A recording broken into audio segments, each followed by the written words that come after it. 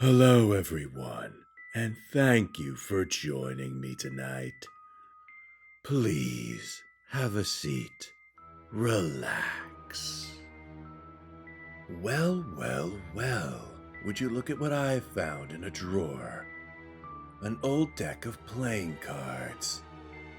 I guess the previous owner of the house must have forgotten them. I bet you didn't know this about me, but I'm rather a proficient card shark. I have been playing with cards ever since the end of the 1500s, but they're actually even older than that.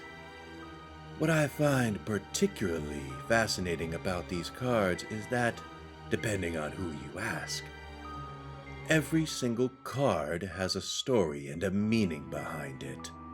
If I had to pick my favorite, it would have to be the King of Hearts.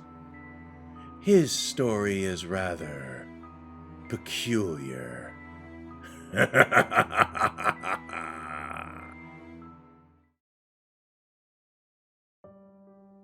Modern playing cards are filled with layers of meaning and symbols that can be traced back centuries. The Four Kings, for example, are based on real rulers. The King of Diamonds represents the wealthy Julius Caesar. The King of Clubs is the brutal Alexander the Great. The King of Spades represents the strong but kind David of Israel. And the King of Hearts represents the emotionally disturbed Charles VII of France. It is this king that we will be dealing with today. It should also be noted that Charles was the only one of the four who was actually there to see the day his face was printed on the playing card, which may rationalize why he acted apart from the others.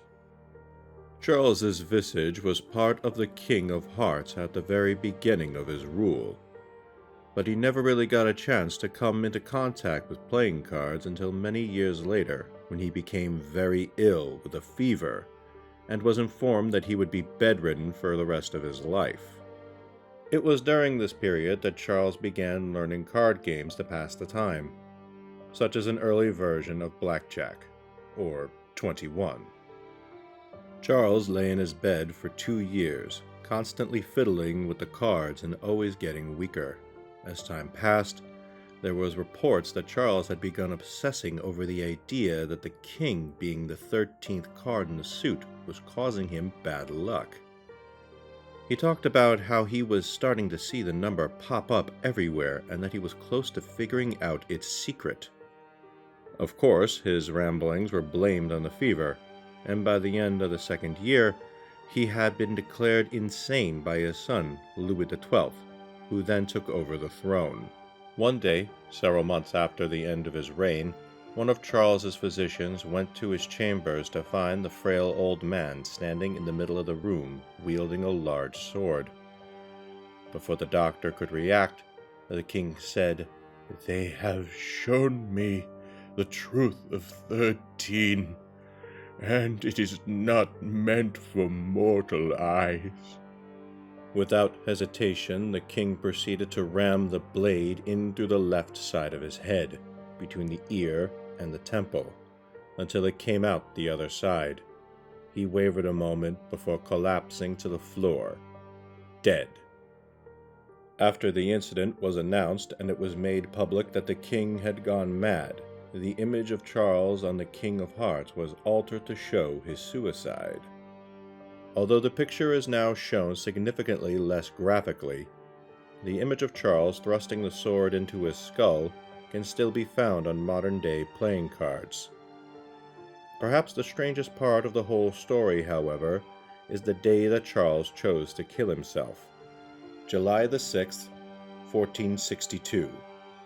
Whether it was the intention of the king, the fact that 7 plus 6 equals 13, and 1 plus 4 plus 6 plus 2 equals 13, can only be explained as coincidence. See what I mean when I said it was a little peculiar? Although as far as deaths go, that's a very interesting one. I mean, who would think to stab a sword through their head? His fever must have made him truly delirious. Or he really did see a secret that he just couldn't handle.